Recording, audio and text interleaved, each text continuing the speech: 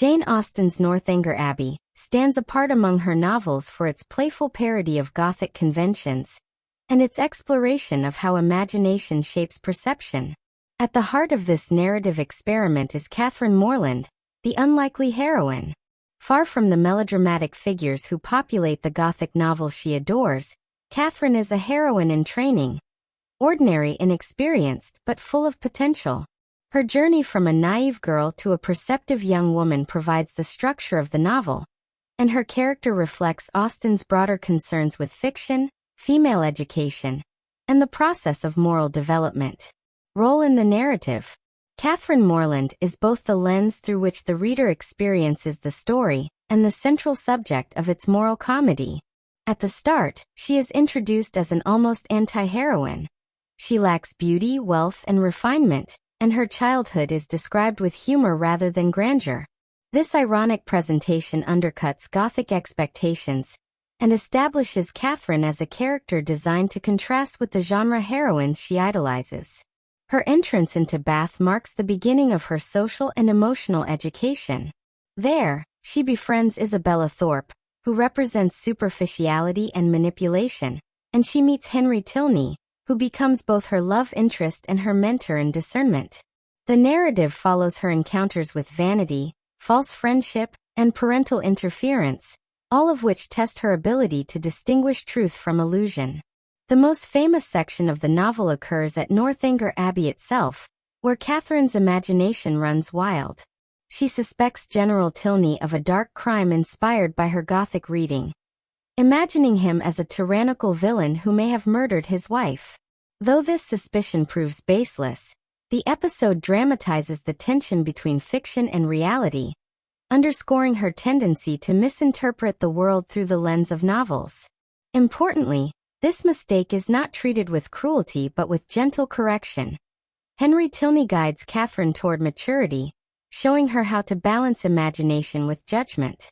By the end, Catherine has grown in self-awareness, developed the capacity to see people more clearly, and is rewarded with marriage to Henry. Thus, Catherine's role in the narrative is that of a developing heroine whose journey exemplifies the Bildungsroman structure.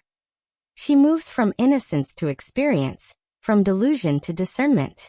Her story is less about external action than about the formation of character. Symbolic significance.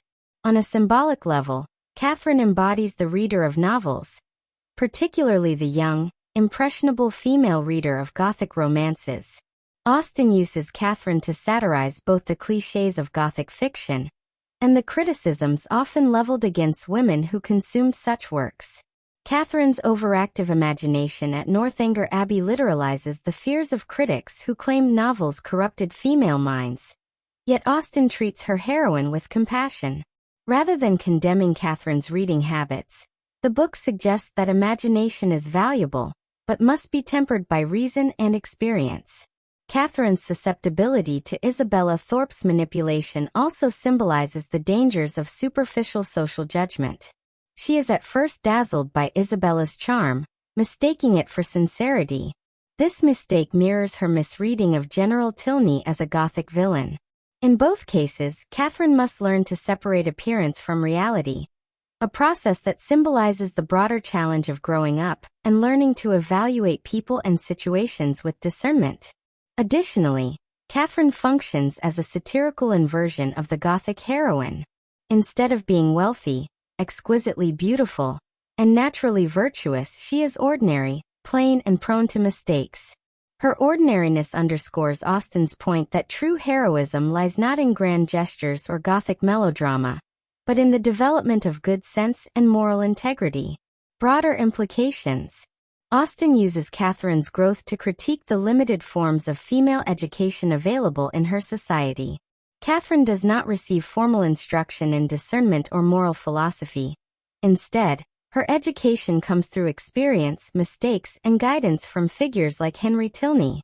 The novel implies that women, like men, must undergo a process of moral and intellectual training to become capable adults.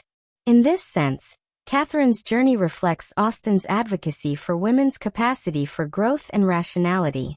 Through Catherine, Austen engages in a meta-literary defense of the novel as a form.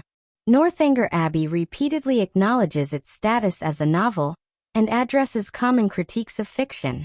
Catherine's Gothic-inspired mistakes highlight the power of books to shape perception, but her eventual growth demonstrates that novels can also serve as instruments of reflection and moral development.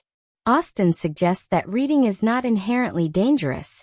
Rather, it depends on how one learns to balance imagination with reality.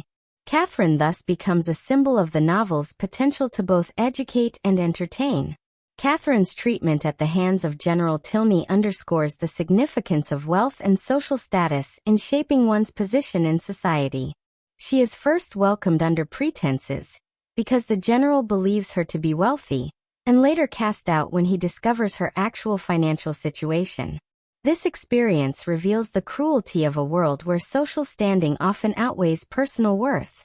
Catherine's eventual marriage to Henry, despite his father's objections, suggests an alternative vision of marriage based on mutual affection and respect rather than financial calculation.